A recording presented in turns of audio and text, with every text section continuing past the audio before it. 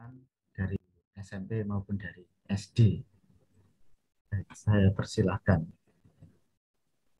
Dari saya, Mas Aryo, Oh, nggih, Rini. Ansius. Dari Budi Rata tadi memberikan informasi bahwa tim Monef itu tidak bisa diketahui ya, baik itu siapa personalnya maupun asalnya. Kami ingin mengetahui apakah kita bisa mengetahui instrumen Monef, apa-apa yang akan dievaluasi dan dimonitoring, sehingga sekolah juga akan menyiapkan hal-hal yang terkait dengan itu. Terima kasih. Dilanjutkan, Bunda ya, biar sekalian menjawabnya. Ya, boleh. Ya. Mengenai formatnya itu nanti akan di-share-kan kan? Format pelaporan penggunaan ini, biaya-biaya itu. Lalu mulai kapan kita bisa mencatatnya? Atau mulai kapan itu berlaku? Ya. Lalu tadi catatan untuk Bunda Jarwo, di Randau itu ada sinyal tapi tidak bisa internet. Jadi hanya bisa SMS dan telepon. Nah, lalu mesti mencari tempat ya, atau 26 kilo kalau pas sinyal bagus, kalau enggak maju lagi menjadi 68 kilo ya. Nah, itu saja. Terima kasih.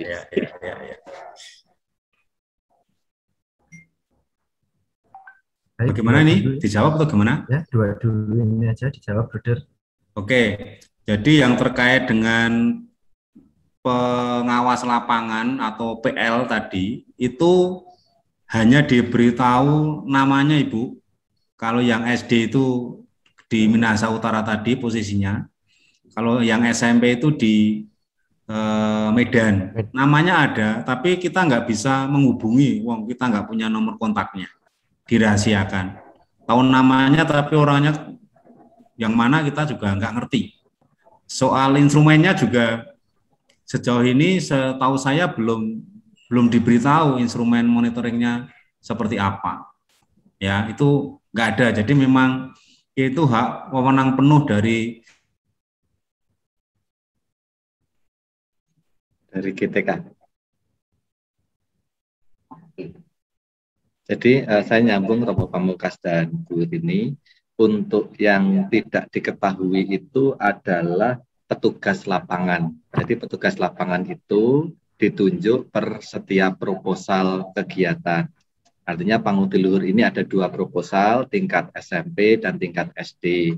Nah, petugas lapangan itu tugasnya adalah memastikan kegiatan kita ini terjadi seperti yang direncanakan oleh Ormas.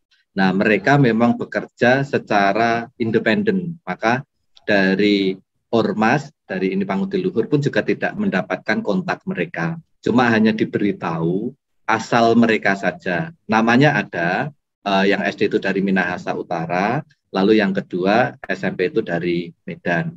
Tetapi kalau Monef yang dilakukan secara internal oleh petugas Monef kita, pasti ada instrumen-instrumen yang disiapkan oleh Ormas, baik SMP maupun SD. Masalah teknisnya nanti yang SMP datang ke sekolah atau yang SD karena keterbatasan dana tidak datang ke sekolah atau secara daring, itu sangat teknis, tetapi instrumennya tetap ada.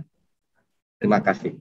Untuk Romo Pamungkas terkait yang sulit sinyal, yang SD juga memikirkan semi online tapi di tempat juga ya, di mana nanti itu dilaksanakan. Kalau yang SMP juga mirip-mirip seperti itu, tapi mungkin lebih tradisional, Romo. Kami akan mengirimkan materi kepada guru yang bersangkutan seperti UT, Universitas Terbuka tahun 80-an itu kan mengandalkan kantor pos untuk mengirimkan modulnya, pelajari sendiri, dan seterusnya. Itu salah satu keterbatasan yang ada pada kita. Maka tadi di awal saya sampaikan, kalau masing-masing tidak membangun semangatnya sendiri ya, ini mungkin tidak akan banyak terdampak. Maka peran dari pengurus yayasan ini untuk sekolah-sekolah yang berada di tempat yang sulit tadi, ini sangat penting. Ya. Materi akan kami kirim, tetap akan kami kirim karena memang menjadi hak mereka.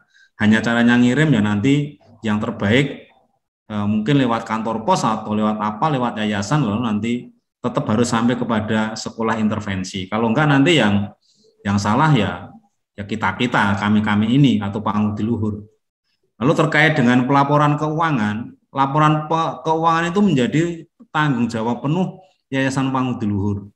Jadi Romo, Bruder, Suster, Bapak Ibu yang ada di grup ini tidak terlibat di dalam membuat laporan pertanggungjawaban. Hanya kalau Bapak Ibu harus menyerahkan bukti, saya nggak tahu nanti bukti berupa transaksi macam-macam diperlukan, ya kami mohon kerjasamanya agar data atau nota atau apa sejenisnya yang nanti kami perlukan untuk laporan pertanggungjawaban keuangan, mohon kerjasamanya agar kami tidak mengalami kendala terkait hal itu. Begitu ya Romo Pamungkas, saya kira cukup jelas. Gak usah khawatir, yang kesulitan sinyal tetap akan kami layani dengan yang terbaik yang ada di lingkungannya. Begitu, makasih. Oke, terima kasih Buder. Sangat jelas Buder Warto. Ya. Kembali. Menambahkan sedikit Buder tentang Romo Pamungkas. Ya.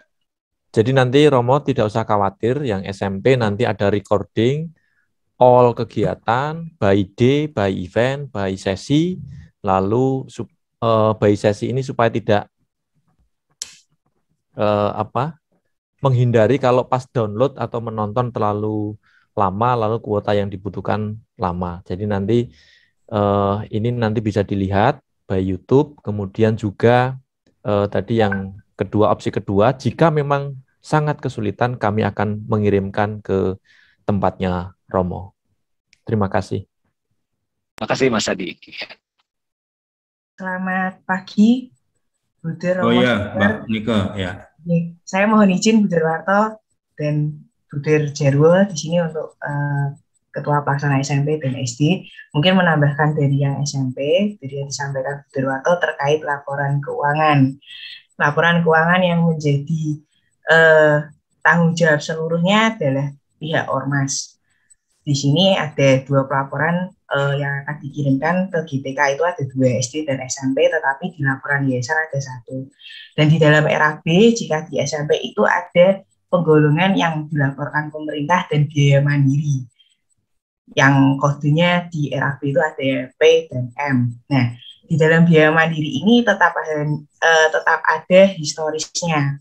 Maka nanti kami mohon bantuan dari Buder, Romo, Suster, dan Bapak Ibu ketika ada transaksi yang berkaitan dengan biaya mandiri, mungkin konsumsi atau perjalanan yang menggunakan dana pribadi sekolah atau yayasan, itu nota yang di IHT ya, terutama di kegiatan IHT, in-house training, hanya khusus itu aja. Nah, itu nanti nanti teknisnya kita akan tuliskan di juknis secara detail, nanti Pak Adi akan menambahkan di juknis hal-hal teknis yang harus dilakukan apa di dalam kegiatan IHT nanti. Seperti itu, mungkin ada pertanyaan. Terima kasih. Terima kasih. Jadi terkait biaya mandiri yang harus ditanggung oleh yayasan masing-masing ketika gurunya mengikuti IHT, in-house training. Iya. Nah, itu kan ada biaya mandiri. Nah, biaya mandiri itulah nanti notanya dan lain-lain yang dikirim ke Pangudi Luhur menjadi bagian dari laporan. Akunnya adalah akun biaya mandiri, itu nanti akan tertulis di sana. Begitu. Terima kasih.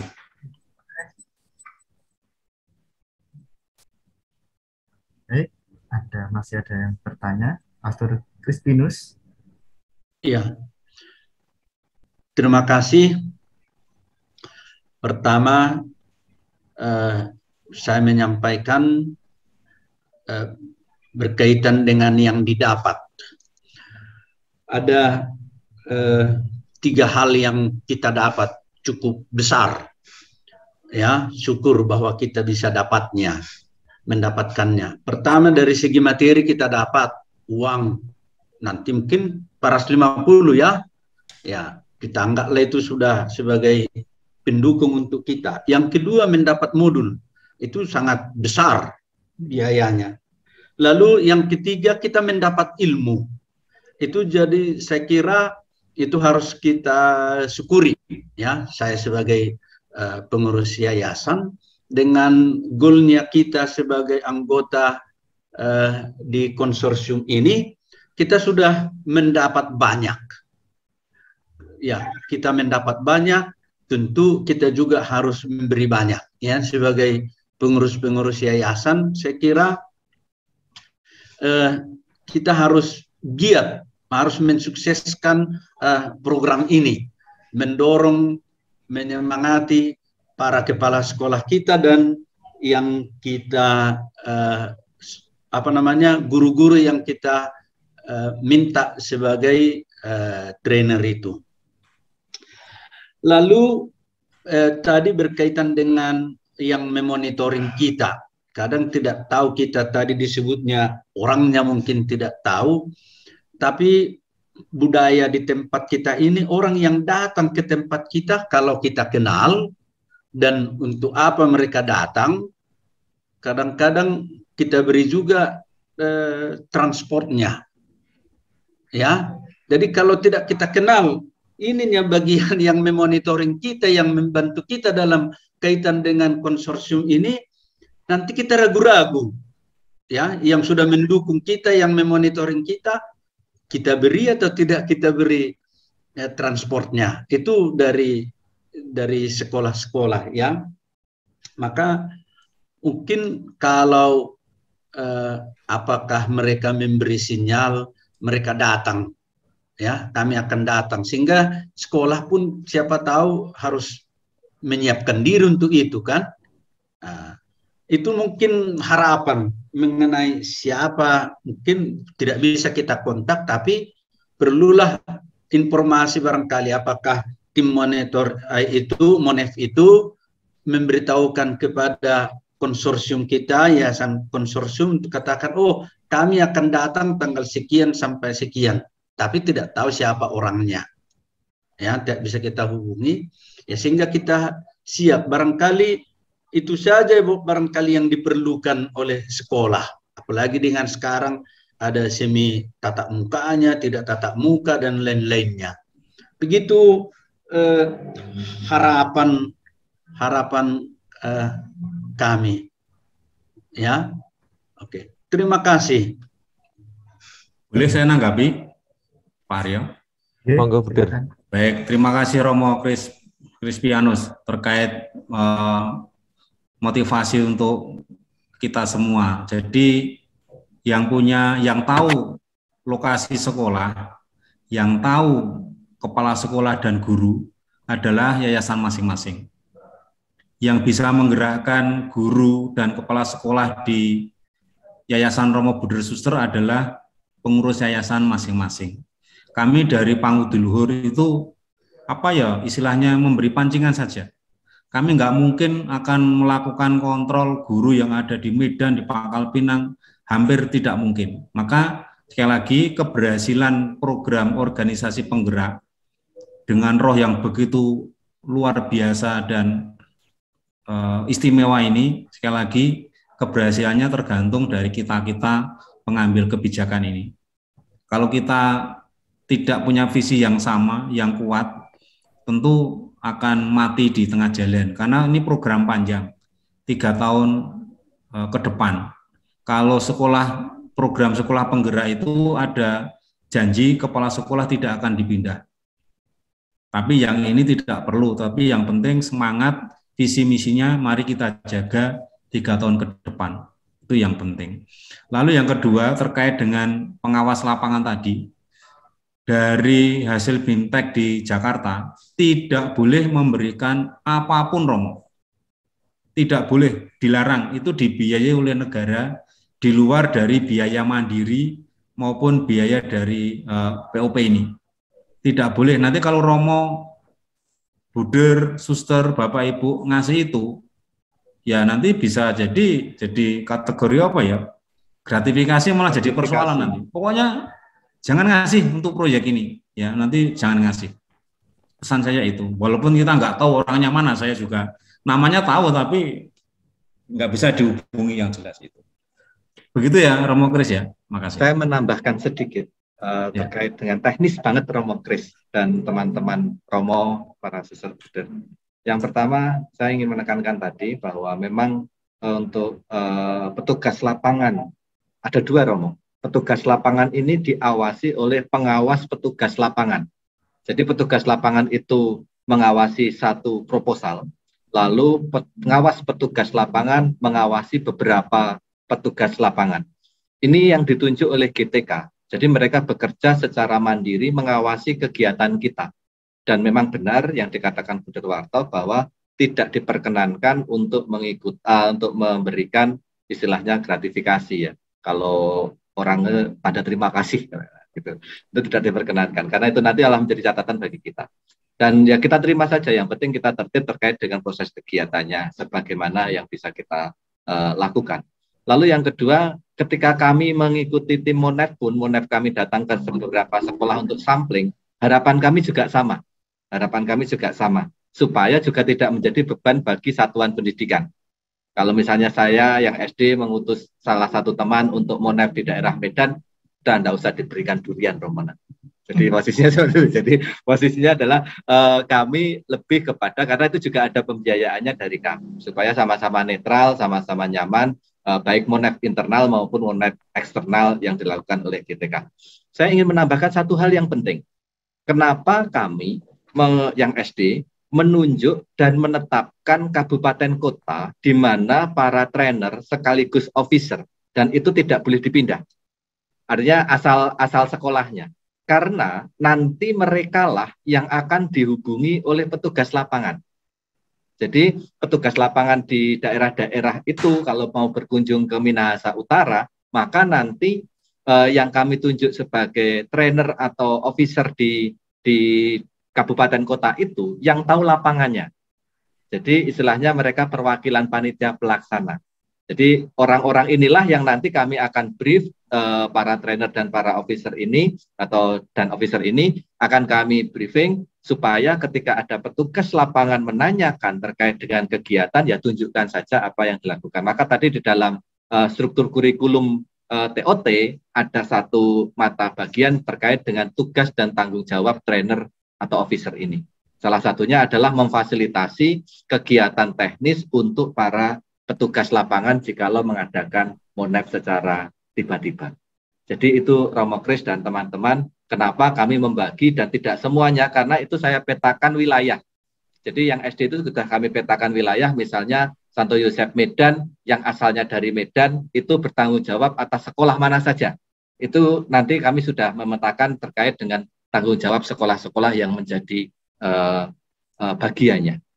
Begitu, terima kasih. Terima kasih, Brother.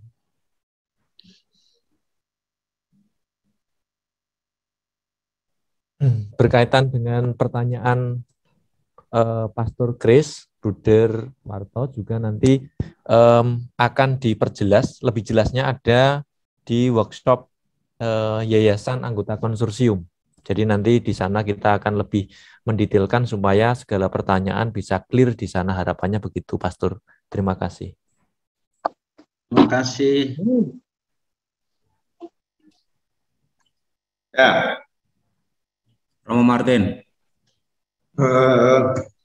Terkait dengan, ya ini agak mundur ya, terkait dengan sekolah yang menjadi sasaran sekolah intervensi. Kan yang menentukan kan Bang itu ternyata dan untuk di Kanisius Sabdian ini sudah tutup, sekolahnya sudah tutup. Yang satunya yang SMP Kanisius 2 Surakarta itu juga akan di merger. Nah itu kan lo akhirnya jadinya gimana kalau seperti itu? Berarti jumlah peserta atau PUP kan berarti kalau dari Kanisius berkurang. Itu yang pertama. Yang kedua mengenai kan yang nanti dipilih untuk ikut training dari trainer atau apakah kepala sekolah maupun guru dari SD itu kan apakah mengandekan selama 3 tahun itu tidak boleh dimutasi atau tidak boleh pensiun atau tidak boleh dihentikan. Ini kan mereka yang guru atau kepala sekolah itu yang latih untuk juga memberikan pada yang lain. Nah, apakah dalam jangka 3 tahun ke depan kepala sekolah atau guru itu lalu ya sudah tetap di situ, tidak boleh digeser ke tempat yang lain. Kira-kira seperti apa pertanyaan saya? Halo. Mungkin saya, Romo Adi, yang pertama adalah terkait dengan kasus capaian. Saya sudah menyampaikan kepada GTK bahwa ya kita harus memang patuh administrasi. Artinya sampai sekarang sudah kami sampaikan secara lisan dan memang kami mempunyai kesempatan untuk menyampaikan secara tertulis bersamaan dengan dibukanya SIM untuk SIM PKB-nya. Nah, SIM PKB itu saat ini kan belum dibuka lagi.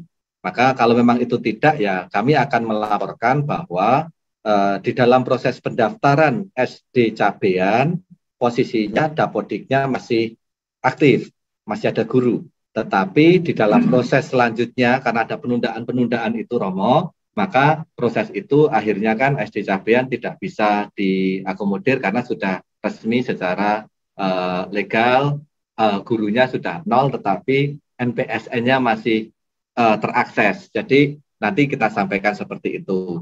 Lalu artinya apa? Ya memang secara logik kepala sekolahnya lalu berkurang, Romo. Kepala sekolahnya berkurang. Jadi posisi SD Cabean otomatis yang SD nanti hanya ada 165 kepala sekolah karena SD Cabean sudah tidak ada.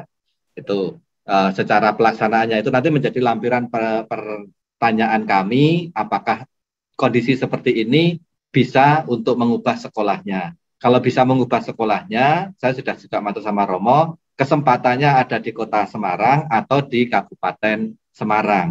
Maka kemarin Romo sudah menunjukkan untuk di Kabupaten Semarang. Tapi ini proses, Romo, proses belum ada keputusan apapun terkait dengan hal itu. Tetapi kalau memang Romo menghendaki yang tadi saya sampaikan dan keputusan Buden Martin sebagai penanggung jawab Ormas, jikalau yang Kabupaten Semarang mau diikutkan sebagai bagian untuk kegiatan ini, kami persilahkan sebagai bagian yang tadi sebagai peninjau. Saya kira tidak masalah sebagai peninjau, nanti kita coba, artinya dengan pembiayaan yang tadi saya sudah sampaikan di depan. Itu informasi yang bisa saya sampaikan. Lalu yang kedua, terkait dengan apakah trainer itu tidak boleh dipindah, tidak boleh pensiun, kami tidak ada aturan GTK tidak mengikat sampai sejauh itu, Romo, karena trainer dan fasilitator itu ada di level program kami. Intinya kalau memang nanti ada persoalan terkait dengan pindah dan itu, saya kira menurut pendapat saya pribadi, kalau saya sejauh mempelajari aturan, karena itu adanya di program, itu tidak masalah. Terima kasih. Tambahan dikit, memang tidak masalah, tapi yang penting ini kembali kepada yayasan masing-masing. Ketika itu nanti memungkinkan atau terjadi pergerakan yang begitu banyak dan banyak dan tinggi ya, itu ya yang berisiko kan yayasan masing-masing. Jadi kami tidak dalam posisi boleh pindah atau tidak boleh pindah. Kami serahkan kepada yayasan masing-masing untuk yang terbaik, itu aja. Terima kasih.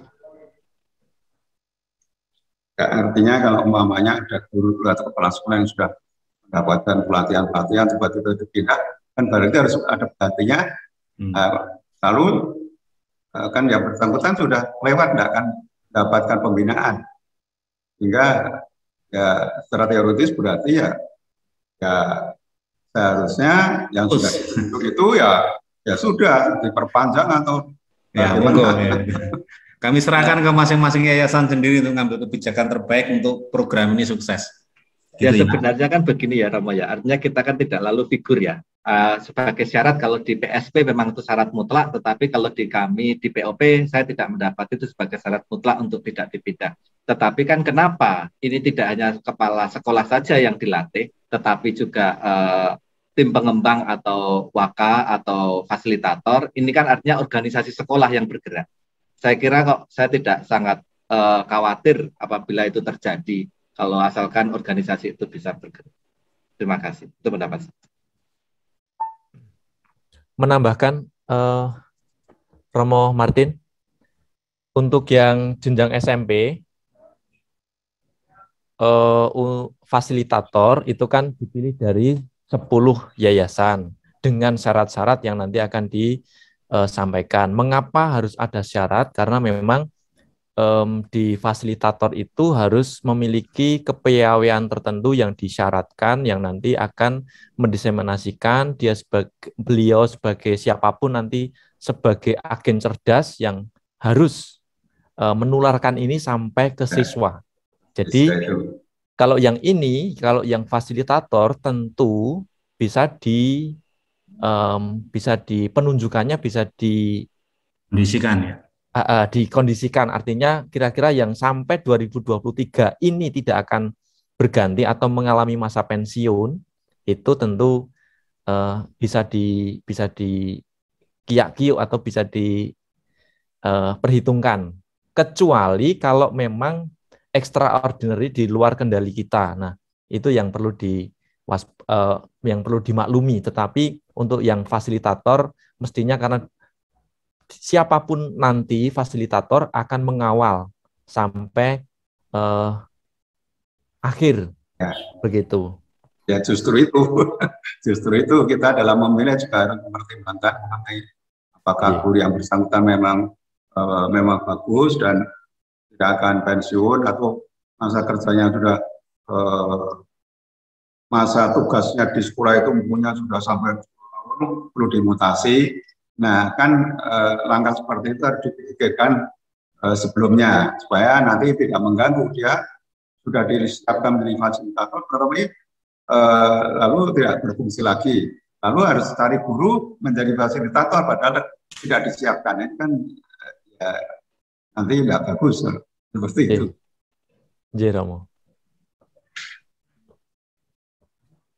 Jadi untuk sementara yang SD dicoret, SD Cabian dan SMP Kanesis 2 yang dicoret ya sudah tidak masuk daftar di situ ya.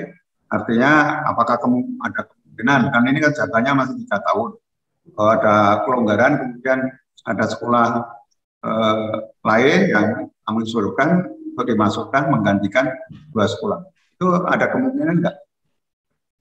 Kalau kemarin yang disampaikan di dalam surat GTK kepada kami, kalau kemungkinan tetap terbuka, tetapi karena kemarin alasannya adalah sekolah sasaran yang ditunjuk oleh Ormas itu karena mengikuti PSP, Romo, program sekolah penggerak. Nah, kalau ini kan sasarannya mutlak, Romo. Jadi kalau menurutnya Romo kan intinya kan bahwa sekolah ini sudah ditutup, artinya kan itu kan mutlak gitu loh. Nah, maka kami membutuhkan, nanti saya laksuan ke Yayasan Kanisius mungkin membutuhkan surat terkait dengan penutupan sekolahnya, Romo, supaya nanti ini menjadi bukti otentik bahwa SD Cabean ditutup di selama proses pendataan POP untuk yang jenjang SD.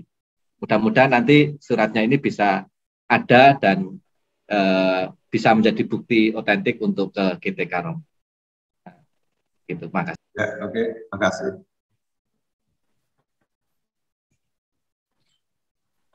Mungkin cukup, waktu sudah lewat jam 11 sesuai rencana. Bisa satu lagi,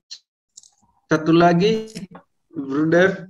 Ya, Romo Kris. Yang teknis barangkali. Tadi mengenai sekolah yang di luar organisasi kita yang mau masuk sebagai peninjau, bagaimana teknisnya untuk mereka untuk bisa mengikuti kegiatan kita ini sebagai peninjau. Karena beberapa yayasan tanya sama saya sebagai ketua MPK supaya bisa mereka sebagai peninjau. Hal-hal teknis yang bisa mereka ikuti supaya bisa masuk sebagai peninjau. Terima kasih. Saya rasa untuk hal ini langsung saja besok pada waktu workshop konsorsium anggota yayasan anggota konsorsium, Pastor. Jadi supaya gambarnya semakin jelas, lalu memang ada sesinya tersendiri, lalu kita menjadi semakin gamblang, pemahamannya sama, lalu persepsinya juga sama, dan kita bicarakan di agenda selanjutnya di workshop yayasan anggota konsorsium. Oke, terima kasih. Ya. Baik, kami rasa semua pertanyaan sudah terjawab. Terima kasih kepada Buder, Warto, dan Buder Jarwo yang telah memberikan pemaparan dan tanggapan-tanggapannya. Begitu juga pada Romo, Suster, Bapak Ibu sekalian. Saya akan memberikan beberapa pengumuman. Pertama, saya mengingatkan kembali bagi pastor, suster, Bapak Buder, Bapak Ibu sekalian yang belum mengisi daftar hadir, silakan mengisi melalui link yang sudah dibagikan di kolom chat. Ya. Kemudian yang kedua, berjumpa kembali pukul 10. Rencana awal itu pukul 9, kita undur menjadi pukul 10. Besok kita akan membahas terkait dengan agen perubahan, penggerak sebagai agen perubahan. Gitu. Terus pukul 10 waktu barat ya, Mas? Ya, Ya. BIB, pukul 10 BIB. Lupa, Mas Tur. Iya. Baik, pukul 10 BIB, waktu Indonesia bagian barat. Di waktu bagian tengah dan bagian timur silakan menyesuaikan. Itu saja dari kami. Nah, sebelum mengakhiri pertemuan kita pada hari ini, marilah kita tutup dengan doa. Saya minta bantuan kepada Suster Filomena untuk menutup dengan doa. Kemudian meminta Pastor Crispinus untuk memberikan berkat. Baik, mari kita berdoa dalam nama Bapa dan Putra dan Roh Kudus. Amin.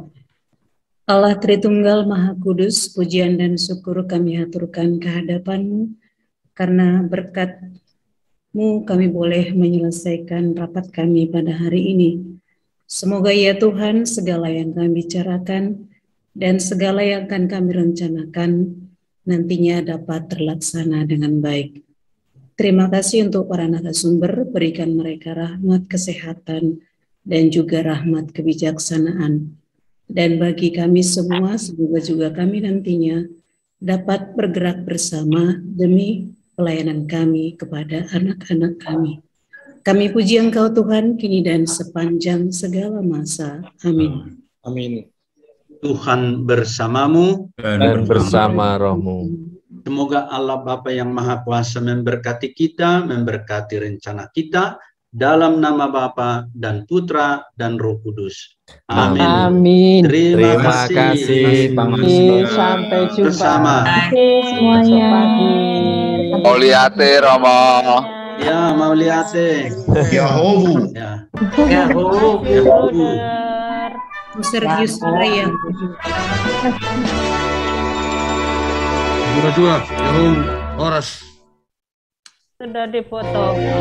Ya, seksi foto bersama. Ya. Nah, silakan nyalakan Besok dipoto kali terakhir. Ya. Silakan on cam. Kita foto bersama. 1, 2, 3. 1, 2, 3.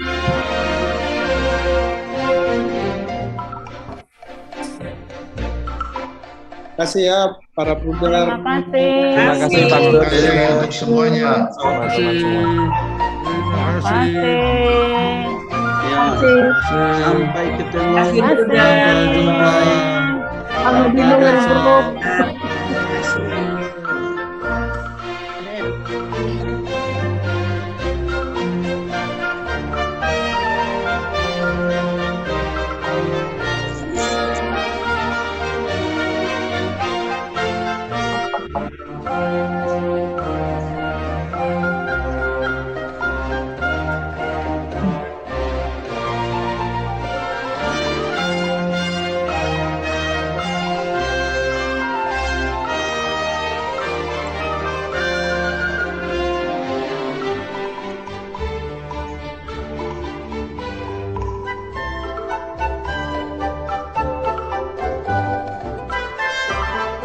Terima kasih tim panitia pelaksana.